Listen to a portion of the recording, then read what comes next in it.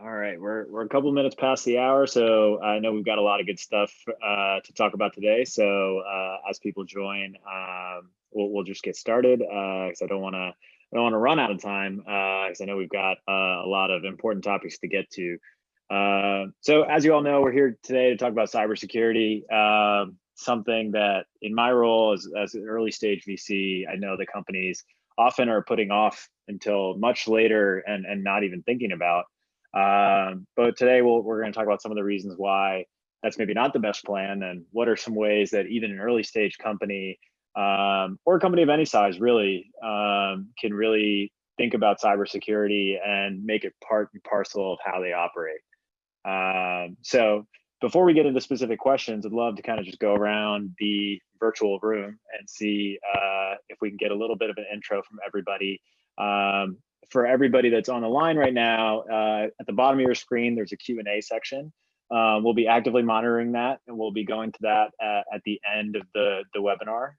So please, throughout, once you hear somebody's intro, if you got a specific question for them, definitely please pop it into the Q&A. Tag it with a name if you want somebody specific to answer it. But without further ado, let's go around the room. Let's start with Julian, who happens to be right next to me here. Yeah, so hello, my name is Julian Castro. I work here at CDW, but essentially I help customers, organizations, and specifically startups across the United States with data security. The goal is to help them manage their IT risk. And here at CDW, we do that with free advice, with services, with a cloud threat check, and with commercial off-the-shelf solutions, right? Our goal ultimately is to make sure that startups improve their business with technology. Great. So next, let's hear from Chris. Hi everyone, I'm Chris Lee. I'm currently the technical head of a startup called Chronologic. I guess I'm in this panel because I have over 10 years experience developing cybersecurity software, and hope to impart some of that wisdom being on the other side. Now, I'd also like to thank CDW and 500 Startups for having me. Hope to answer as many questions as I can and help startup founders in whatever way I can. Yeah, very much appreciated, man. So next we've got Alex. Good afternoon, good morning, afternoon, everyone, depending on where you are. I'm Alex Gellineau. So I'm also a CDW employee. I'm one of the senior members of our cybersecurity practice here at CDW. Been with the company for 11, going on 12 years now. And I've held a number of different positions and supported a number of different aspects of our business over the years.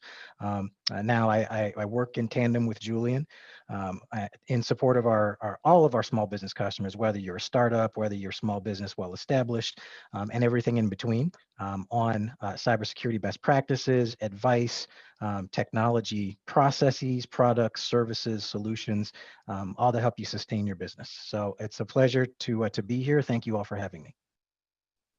Awesome, thanks, Alex. So last but not least, our fearless leader here, Teague. I'd love for you to give a brief intro and tell us a little bit more about, frankly, what CDW can do for startups in this space. Something that I know that even in putting this together, I didn't know very much about. So I definitely think it'll be useful for people to hear from you as well. Yeah, thanks, Amit. Appreciate it.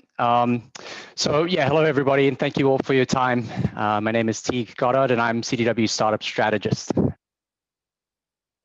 For those of you that are unfamiliar with CDW, we're an $18 billion technology solutions and services provider to more than 250,000 customers across the world. Our full suite of offerings includes discrete hardware and software products, as well as more complex technology solutions like automated infrastructure, modern clouds, practical DevOps, and cybersecurity. CDW has been a value-added technology reseller for over 35 years. And in that time, we've had to evolve and keep pace with the diffusion of innovation and the needs of our customers. As a result, we've established deep relationships with over 1,000 leading and emerging technology partners and offer more than 100,000 products. We're also vertically integrated to serve industries like healthcare, education, financial services, retail, and commercial businesses. Essentially, what this proves is that when we specialize, we're really good. We bring more value to solve specific problems. And it's with that said that CDW has created a startup program, because we understand that while startups are, of course, technically proficient, they also have to move at 1,000,000 miles an hour, laser focused on solving one milestone and one problem at a time with limited resources across both money and expertise. We understand that burn rates are a real thing, and that barrier to entry for often best practice technology is too high. And we understand that as a startup, your business may not look the same or operate the same as 6 months from now. And that right sizing and future-proofing your tech investments is hard to do when things are changing at such a rapid pace. Our technology experts like Alex and Julian, who you'll hear from here today, they understand those startup dynamics, and consultative conversations with a CDW expert is free. So we're excited to be a valuable contributor to the startup ecosystem. We're really grateful for our partnership with 500, and we look forward to sharing our expertise on this super relevant topic of cybersecurity for startups. Awesome. Then I realized I didn't give any intro to what I do, but I'm an investor at 500. So I work with tons of our early stage companies and look at startup pitches all day. I'm also an attorney, so I've done lots of due diligence on venture financings of all sizes. So, you know, I've seen the process of analyzing a company's security on multiple different layers. And so I'll be chiming in with kind of my non-educated, non-technical, useless opinions in between all these much more intelligent people. So without further ado, let's jump right into a hypothetical. You know, I'm an early stage company. I'm focused on building my product, operations, finding that mythical product market fit. Security always kind of seems like it's, you know, I know it's important, but it's always kind of on the back burner. Why make it a priority as an early stage company with limited resources? Let's throw that out to Chris from the company perspective right away. Thanks. Prior to this company, I was at a startup about 5 years ago where the security didn't seem to matter as much. We did games for Facebook, and it seems like security has been evolving to the point where it's almost a necessity at every level now. It's a shock that I'm doing it now, and how important it is to have that security mindset built in from the get-go. As a technical founder, and anybody out there that's technical, you're familiar with the word tech debt. And if you aren't building security in this early, then you're accumulating that tech debt, and it's going to be much harder to build it in later on. Yeah, definitely. I mean, technical debt is a story I hear all the time from companies that are, you know, in between seed to A, and you know, at that point, they're doing so much extra work to refactor everything and try to make it in a way that they can really, you know, build for the future. But yeah, it's kind of like you choose to pay now or later, and not just monetarily, but with your time. Alex, I know you've got some thoughts on this as well. Would love to hear your opinion. Yeah, no, so from the other side, you know, Chris, I value Chris's feedback, and I think he's spot on in terms of, you know, just some of what we see and what we hear from customers, you know, and I know Chris has been on that side, you know, having been at a startup, having worked at, you know, cybersecurity companies, and obviously in his role now. But from the CDW perspective, we like to focus on the what, because I feel like the what is a very important and a tangible part of the conversation in order to understand the why behind security. Why should it be important? You know, you may not have a whole lot of liquidity. You may not have a whole lot of funding right now. You may be in between rounds, but you know, again, you know, my understanding is this is all about, you know, this stage, this early stage to, you know, the startup conversation is all about speed. It's all about growth. It's all about getting to the next round. How do you do that? How do you navigate that effectively? And Chris brought up a great point about tech debt. What we're really trying to do is impart to you is at any stage of the business, security, as Chris well said, is or should be a priority, because the what is what, you know, it's what we're concerned about. The what when it comes to cybersecurity. In other words, what is happening in the industry? What's happening in the industry is that we're seeing an incredible amount of technical innovation and a whole lot of data generation and consumption, you know, that have made data security a priority, that have made investment in security a priority. There's a lot to say about going from one stage of your business to the next, and the foundation that you put in place to innovate at a pace that really kind of helps you differentiate yourself in the market. And through that process, there are assets that you require. There's information that you build. There's data that is valuable. There is value to what you possess, even though you may not necessarily have a tangible deliverable to the market or a service to offer yet. You do have value. And that value is what is susceptible to loss. And when we talk about risk, what we're really talking about is loss, and the chance for that to happen at any stage of business because of the proliferation of information, devices, et cetera, et cetera. There's a lot that we have to think about from a business perspective. So the foundation that you create from a cybersecurity perspective will help save you a lot of pain in the future. It's all about that foundation. And the foundation it's all tied to risk. And risk is obviously what we're here to prevent. So we talk about secure by design, the culture, and what it means to be secure by design and develop an organizational culture around risk. And ultimately, it's all about protecting our information, our assets, and our resources. So. I also to chime in. I forgot one point is that it seems with the ever-growing importance of the cybersecurity, especially from the SaaS product point of view. I'm not sure if I know many or any product that doesn't require an integration of some sort, and usually integration partners require some level of security from your end. Nobody wants to work with somebody that isn't doing or doesn't have good cybersecurity practices. So I just wanted to bring that to your attention as well. It came as a surprise to many people, as Google is piling it on, Microsoft is piling on, and all these other integration partners. So that's something to be wary of. Agreed. Yeah, and you want to make sure that your products and operations, they're secure from the get-go, right?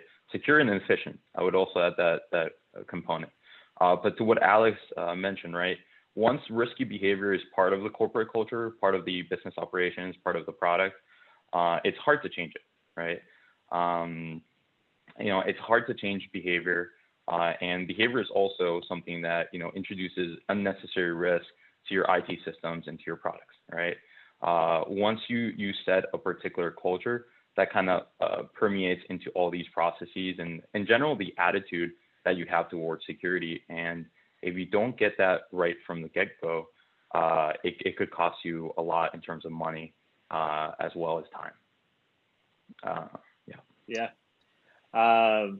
So as I'm going about this early stage, like I know security is important.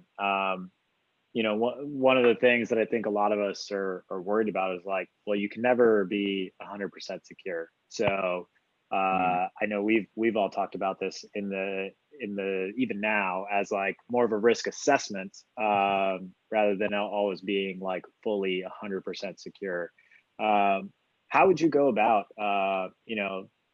one, like what's the importance of risk assessment throughout building, and how would you go about early stage risk assessment for any type of business? And feel free to chime in with specific examples of whether it's a certain type of business that has lots of different users, whether it's APIs or connections like Chris was mentioning, but examples like that would be really helpful. Maybe let's you want start. Just enough. Go ahead. You want just enough security, if that makes sense. You don't want to over-engineer a building, and it's not going to make the building stronger. So just enough security is where you feel comfortable, where that risk is okay, right? Where that risk tolerance is good enough for your business, right? It also has to make financial sense, right? You can't spend more in preventing a fire on the building than the fire is worth, right? But the whole thing is that you need to understand the organizational risk, right? What type of exposure you're getting from an organizational perspective, from your products, from your services, overall, right? And it's all about being prudent, right? Do care is all about being and acting as a prudent person. And if you think about it, somebody prudent wants to protect their assets, wants to make sure that they're planning ahead. So for that question in my mind, and I'll take it to the other panelists, but it's all about just enough security where you feel that that you reach that threshold of acceptable risk. Yeah, so it's almost like being knowing what you need to, like knowing what you do and don't know, like understanding what's what your blind spots are, as opposed to just having the whole thing be blind. Is kind of how I take it. Alex, I know you've got thoughts on this as well. Yeah, it's funny. So Julian hit on something that we talk about all the time, and we'll get into this. I'm sure we'll get into this conversation later, because we hear constant themes around what does it mean when you talk about security and what I need to invest in security. It doesn't seem like it should be a concern right now. How do I go about risk assessment? How do I do due diligence? And does it mean I have to invest a ton in security to be able to solve this problem, so to speak? I want to take a step back, and I want to really kind of qualify what we mean when we say risk, because I think that's important. So when we're talking about risk, you all have ideas, products, services, solutions that you want to deliver to the markets that you serve. And I know, again, growth, speed, getting to the next round, is important. How do you do that and simultaneously reduce the risk to the business that allows you to do that?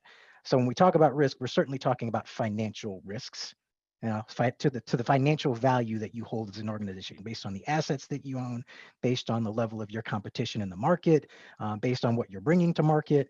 All of that has a value, and it's the potential for the loss of that value, or the inability to execute on the operation of your business. That's what we look at when we really talk about risk. And so when we look at kind of what that means in terms of what Julian said, making sure that the investment you make from a cybersecurity perspective is commensurate with the level of risk to the business. That doesn't mean you have to spend the farm, so to speak, and I'm going to come back to that again. But it does mean when we go through the risk assessment process, we can help you prioritize what is most critical to the business and why it should be protected through due diligence, doing our research, understanding where the risks exist, because risk can exist at any stage. You all have something valuable. You all have data. You all have information. You all have ideas. You all have assets that need to be secured and protected. You all have businesses that need to be run. And so it's all about understanding where the risk exists and how we go about doing our due diligence to make sure that that you don't lose financial value or the ability to operate your business as a result. Yeah, definitely. And I think you touched on something that's definitely worthy of going into a little bit deeper here on everybody has data, right? I can tell you there's not a pitch I see these days that doesn't involve some sort of long-term data play. And so data is so valuable in a lot of ways to a lot of business models. But there's also so much more regulation around data now. And so, that's something that obviously comes into play, but most people don't know how to unpack it. So, if I can throw back to Chris, how would you think about, how does data regulation come into play as to how you think about designing both the security and your policies, even at an early stage? It's huge. Going back to risk management again, it helps me prioritize where to tackle first, and understanding your data and what's important helps drive policies, deriving the policies we need to. Because a lot of customers, when we first sign with them, ask, to see what is our data protection standards and how do we manage data and whatnot. And I think it's important to identify the critical piece of, and also the just enough security as well. We don't. There's not a need to. There's data. There's data that needs to be protected, and there's data that's, data. And while it is data that you want to protect, you don't need to over-architect the protection on that data. That's my point of view on data. Yeah, I mean, I think the way you put it though is critical for a lot of companies to understand. Is like, you're going to be selling to people who have expectations around your protection of data, and specifically, that personally identifiable data, the important data. And if you're an early stage startup that's focused on selling, growing, and all of that, and you don't think about this first, you're not going to be able to sell. or you're not going to be able to sell to a certain caliber of client. And so I think that just goes back to the point of this needs to be baked in from the beginning. Otherwise, you're realistically causing yourself delays down the line. And there's something, I mean, Amit, you bring up secure. Sorry, go ahead, Jay. Oh, and what just to piggyback on what Amit says is that I think that, you know, secure by design means compliant by design, right?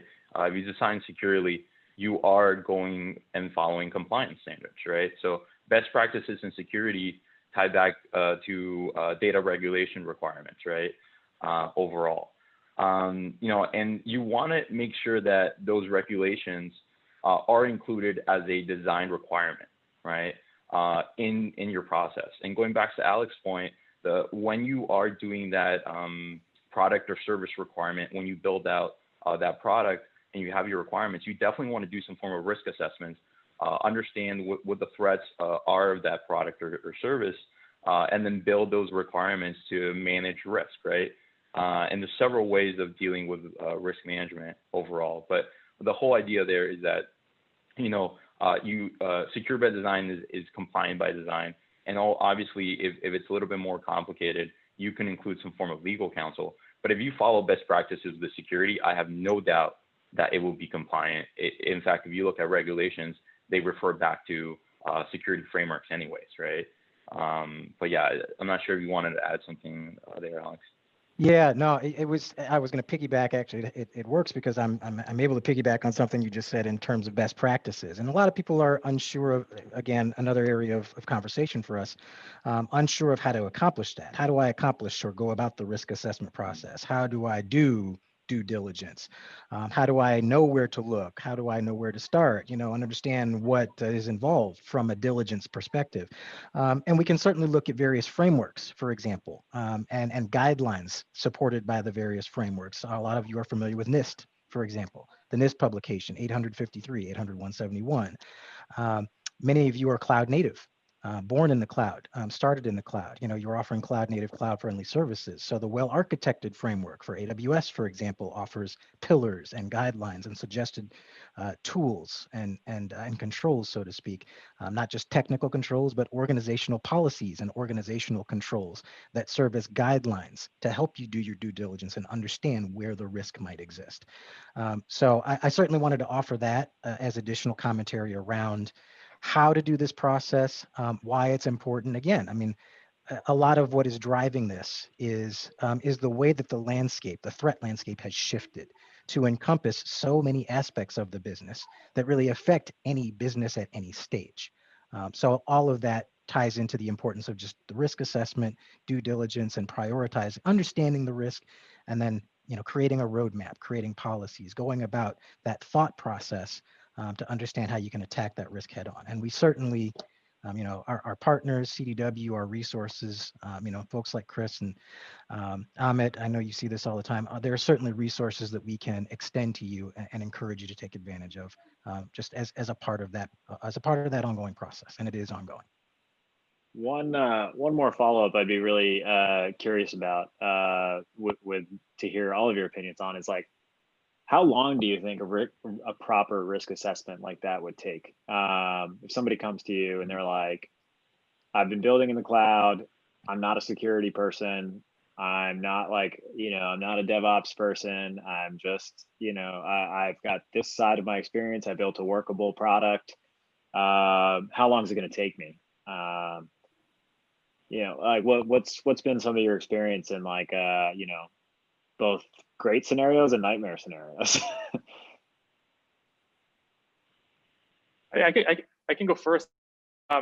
We were forced into it very early on, and based on the kind of certification and whatnot, you're going for these different risk works and criteria, and they've all been nightmare scenarios. It feels like at least a month minimum to get the risk analysis complete. And we're currently going through SOC 2, which is if you haven't SOC 2 or haven't done it yet, it's a very long process at the minimum 6 months. Yeah, I would back that up. I would, when I talk to customers who are going through, regulatory compliance, or it may not even be required for their industry. It may just be to demonstrate a higher level of compliance to attract, a higher pedigree of clientele, so to speak. It could be months to years, just depending on level of certifications, industry, and various things of that nature. But I agree with Chris. Yeah. So I mean, So, definitely, it seems like starting early. Sorry, Julian, go ahead. Yeah, I mean, definitely starting early is a big component. I think that, the dream goal here, the dream scenario is continuous risk assessment and continuous risk management, right? That is definitely something that you get very matured on later on.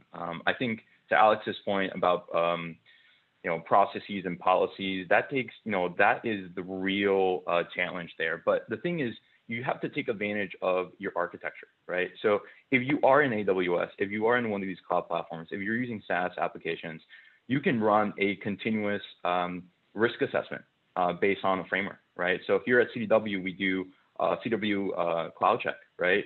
And basically, it's a tool that ties in, scans the assets that you have there and compares it against, as Alexander mentioned, the AWS well-architected framework, which one of the pillars is security, right? So there is a way to at least automate a lot of the components. You can automate software and code security by using tools. So the more tools you incorporate into the process, the more frequent you're gonna be able to do that risk assessment.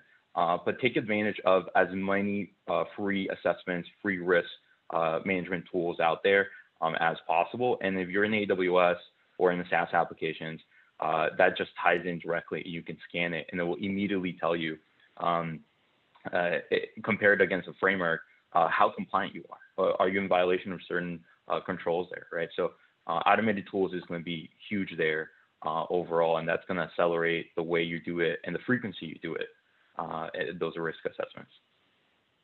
And talking about risk management, I forgot to mention a while ago, being on from the other side, I didn't even know that this existed.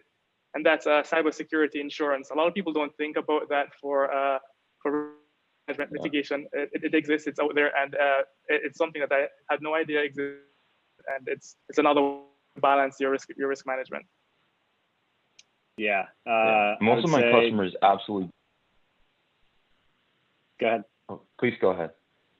No, I was just going to chime in. I think we all feel the same way. I think we all feel the same way on you need to get cybersecurity insurance as part of, let alone a lot of startups don't even have commercial general or any of the business insurances they should be carrying. But especially once you start raising money, sometimes it's actually buried in the documents you're signing up to that you're supposed to have this insurance. So definitely as a startup, sometimes you might think about insurance as like a brick and mortar thing, and it's very much not. And cybersecurity insurance is a part of that. So as you're going to a commercial insurance broker, that's part of what you should be adding to, frankly, whatever type of business you're in, it's almost always going to be applicable. And sorry, Julian, I know I jumped back over you. I don't know if I'm going to blame the Bluetooth headphones. Yeah. Yeah, there's definitely a lag, so apologies. But yeah, so definitely when you look at your risk assessment, you understand what level of risk you're facing, then comes the risk management, right? And the number one step that you do with that risk management is, okay, what's our risk strategy, right? And in general, there's 4 ways of dealing with that. One of them is insurance, right? So that's risk transference. You're transferring that risk to an insurance company overall, right? A lot of my customers have to process credit card data. They transfer the risk of compliance around PCI to a payment card processor, right? You can avoid the risk, absolutely. And that's something to keep in mind is sometimes some operations are too risky to do. Risk mitigation is normally what most of my customers do, which essentially is how can I reduce that risk in a certain way, either through technical controls or policies or something like that. The last thing you should do is accept risk. Right? You have to go through all your processes before you're willing to say, hey, yeah, I'm okay with this level of risk overall without doing it. If you don't do anything to any of those 3 strategies we mentioned, transfer risk or mitigate it, and you just decide to accept it and something wrong happens, that's where you become into negligence, because maybe you didn't do your due care and due diligence process there, right? So definitely cyber insurance should be on the table overall. Yeah, definitely. I mean, I love the way you broke it down into kind of 4 different pieces into that framework. I think that's really helpful for people to try to think about, okay, if I identify a risk, what category am I going to put it into to try to do something about it? I know I've got kind of 2 questions on my list that I want to combine here a little bit. Say I've done my risk assessment. I don't see that much risk yet. Or I'm still a small company. I've done my little basic things I can individually from a risk standpoint. How should I think about budgeting for security in a really small startup? If I'm pre-seed or seed stage, and I don't see that much risk, how would you, as experts in various sides of this, how would you advise a company about how to budget for and try to plan for security when they've got 10 other fires going at the same time? So Alex, what's your take? How would you budget for this in a small organization? It's I hate to sound like a broken record, but the first step is kind of knowing and understanding where the risk might exist. As you do your due diligence and you understand kind of where the greatest risk to the business is, you can start to prioritize where you need to focus your attention. I have a saying that I always like to kind of use with customers that I speak with regularly, and it's security is a process, not a product. So as you're going through the process of understanding your risk, I kind of like to break it down in a couple buckets. You may not have any liquid assets. You may not have a whole lot of funding right now.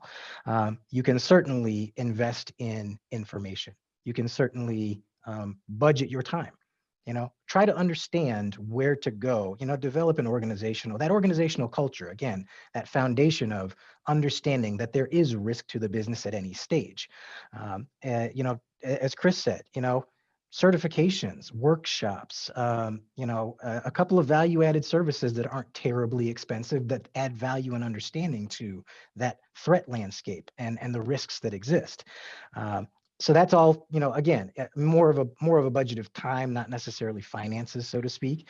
And as funding sources grow, as revenue increases, and you can make additional investment, then it's really targeting those investments to or at, I should say, risks that are of most criticality, highest criticality, prioritizing those above the others, making sure that you have the basics in place, making sure that I like to kind of divide risk into buckets when we look at risk to users, when we look at risk to applications, when we look at the risk to the network, and then to the devices. You start thinking about all those things and you look at where the greatest risk exists and make the appropriate level of investment that's commensurate to the risk level. So that, again, to Julian's point, you can start eliminating or reducing the loss or the potential for loss to the business so that it can be as successful as it can possibly be. So that's kind of how I like to break it down and budget, so to speak.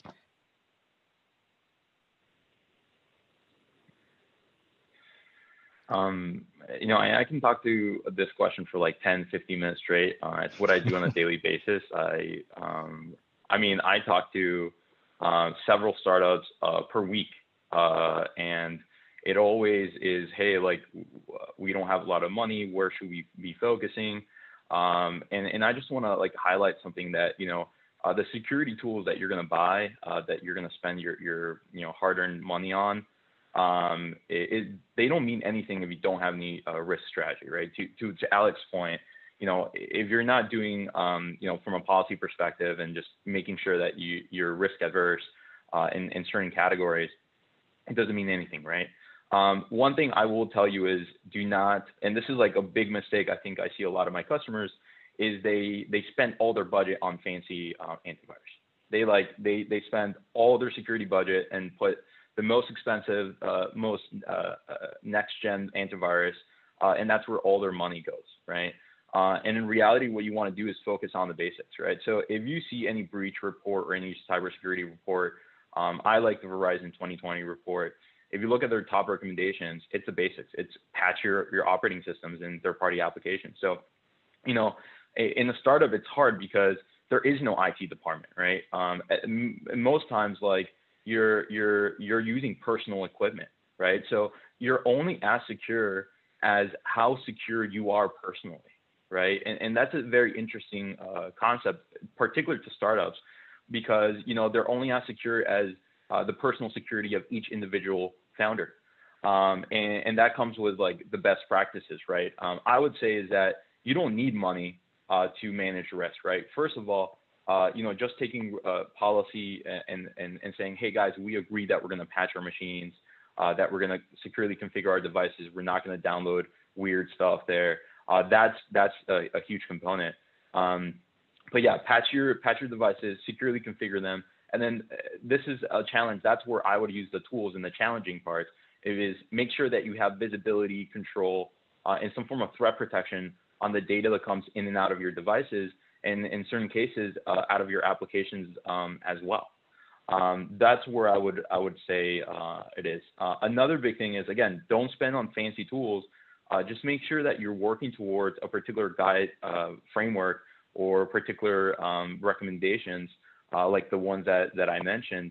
And at the end of the day, if you look at second category tiered tools that allow you to have comprehensive security, it's going to be much more than spending all your money on a single product overall with the antivirus, for example.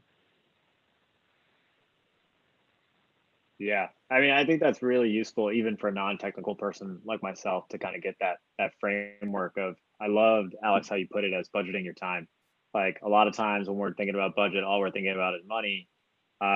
If you've done the risk assessment and you know where your blind spots are, and you budget your time to say, okay, I'm going to educate myself in this area. I'm going to use some open source tools in this area. I'm going to do these things that I can on a budget. And you're doing it within the framework, like you said, of like, you know, kind of what the overall structure and where the blind spots are. You're in a much better place than just throwing money at the problem on one thing without really understanding what's happening. So definitely great advice there. I'm going to date myself. I'm going to date myself, Amit, because some of you are going to know what I mean when I say that knowing is half the battle. So there you go, G.I. Joe. But it's the truth. If you don't know what you don't know. I'll leave it at that. Yeah, and definitely, I kind of want to, well, I see we're getting a couple questions in from the audience, so definitely throwing it out there. Anybody who's on the line, please use the Q&A function. We're definitely going to try to get to as many or all of these as we can. I see that most of the questions right now around budget, which is kind of what we've been talking about right now. Not to put you guys on the spot, but ballpark cost. That's the latest question we got. Ballpark cost for a seed stage startup. What do you think somebody should be throwing out there? And feel free to defer. This is again very difficult to answer without actually knowing what your vertical is. Exactly. Usually a lot of the security costs is centered around some kind of certification or something you need to verify. And I'm kind of jumping ahead one question here to answer my best. The best thing that I've learned so far about being in a startup and security is that in this gig economy, you can get yourself what's known as a fractional CISO or a fractional security engineer, or someone who actually is an expert and that can help you analyze your risk, analyze costs up front, and it's not that expensive. They're not that expensive, and I think that's something worth mentioning, if anything, because your time as a founder is worth way more time spent on whatever you're doing, whether it's engineering. Let these people that are experts that understand cost and risk and different strategies for getting to where we need to go, let them handle that. Awesome. Yeah. I mean, I kind of agree that it's hard to put a ballpark cost on anything given the great variety of needs people have.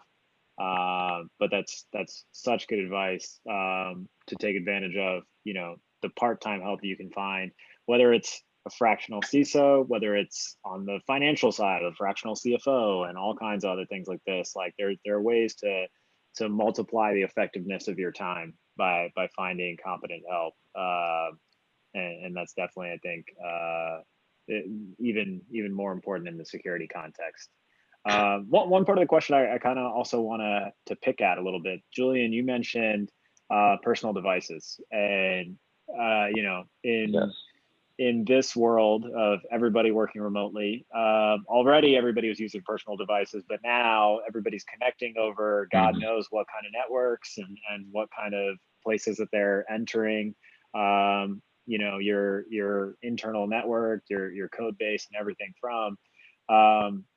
How is COVID-19 and working remotely and all the personal devices affected, you know, this CTO, CISO responsibility for security? Yeah, I think you know, it is a huge change in culture, right? And you have to understand that, you know, after this whole pandemic passes, this will change the way that your company does things, right? So understanding that, you know, now the collaborations are going to be through, you know, we at CDW here use, you know, certain collaboration tools. That's going to be very important, right? How do you add security to the new tools that you're using, right? If you're using a collaboration tool, how do you make that secure overall? How do you make work from home security the default security, you know, and kind of shifting that, right? A lot of my customers are like, well, we might need not need a firewall. I'm not too sure if we need it.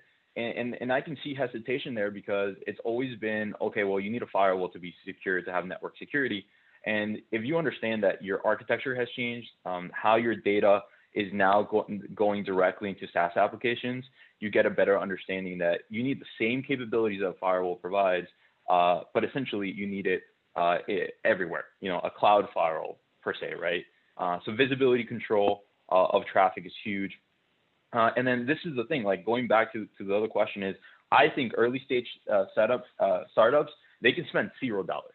Like that's where I would even say, if you put your time and effort, that's where I think that you can put two-factor on everything. You can download free antivirus. There are free tools out there that will scan your AWS environment overall at no cost. So I think that, you know, once you get a little bit more in the early startup, it's definitely about time, dedication, and then just making sure that every person takes responsibility of their personal security, right? Definitely, look, ask yourself the question, what was the last time you updated your computer or your iPhone, right? There are tons of vulnerabilities out there overall, and there's free antivirus that you can install. I talk to customers and they're like, no, we can't afford antivirus. We're not at that stage. No, you can definitely download free home versions of antivirus and password managers overall, right? It just, again, it's about personal responsibility that translates into corporate responsibility. And the interesting thing about startups is that the corporate officers, the employees, are at the same time the shareholders. So why not take care of your own stuff by just assuming some form of personal responsibility there? I can keep on talking, but I definitely want Alex to chime in and Chris to chime in, because this is something we deal on a daily basis. Every single day I talk to customers.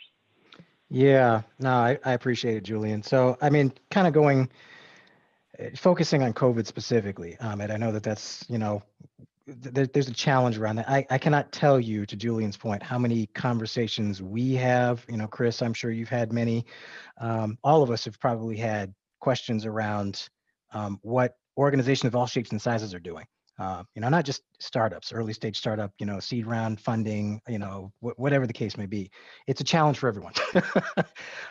So it's when we talk about how it's affected CISOs, you know, corporate officers, so to speak, you know, it's really affected everyone, to tell you the truth. I know a lot of people are really looking at that personal device story.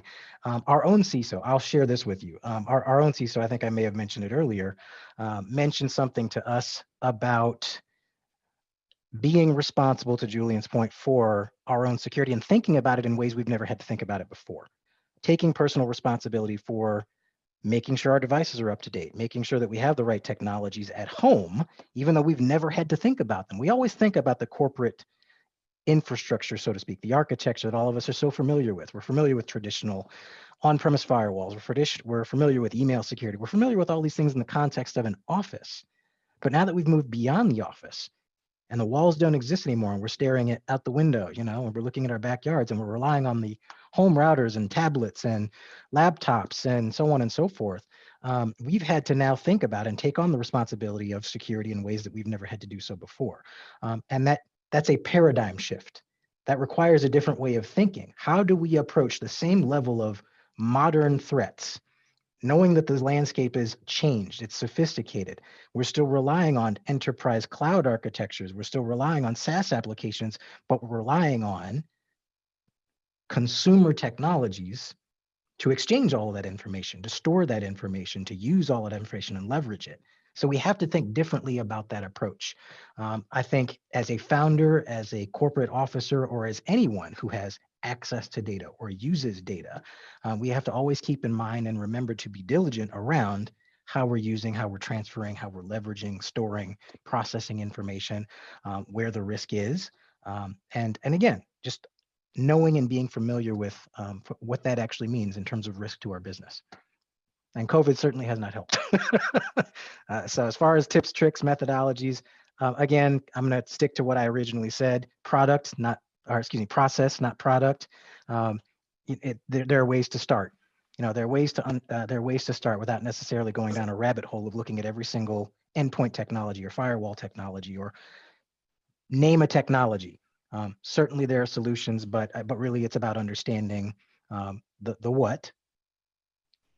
What is it? What is it that puts us at risk? And now what do we need to do about it? Yeah, no. Thanks all for the answers there. I mean, I think that's like one of the most important questions. And Alex, thanks for the summary as well for Chris. So I know we're getting close to the end. So last call for any questions from the group, but I kind of want to close with a pretty general question, maybe an unfair question, but